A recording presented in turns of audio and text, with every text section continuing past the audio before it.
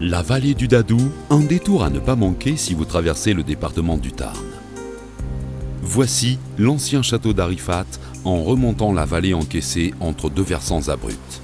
Un affluent du Dadou, le ruisseau des Bardes, appelé aussi ruisseau des Fées, si calme sur le plateau, a profité d'un filon de quartz pour basculer dans les gorges d'Arifat en une cascade de 80 mètres divisée en 3 bassins successifs.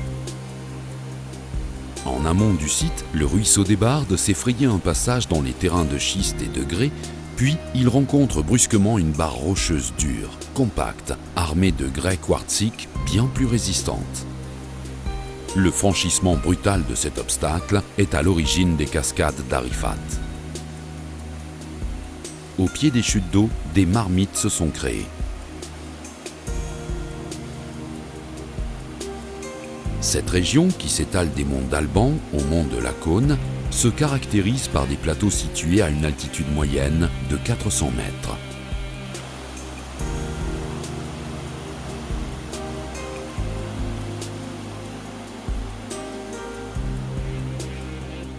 Succédant à une fortification antérieure, le château, dont il reste quelques vestiges, a été construit vers le XIIIe siècle par la famille de Soubiran, premier seigneur d'Arifat.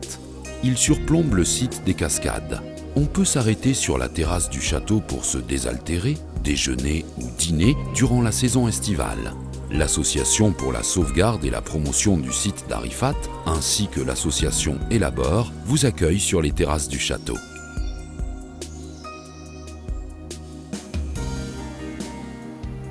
À quelques encablures des cascades d'Arifat, les ruines du château de la Roque méritent un détour.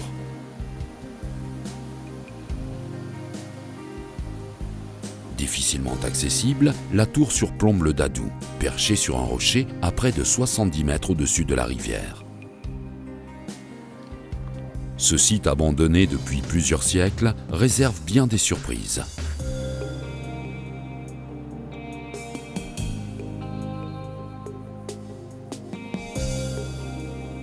Une restauration du lieu est entreprise par l'association Castelrock qui a notamment découvert au pied du château ce site archéologique encore inexpliqué.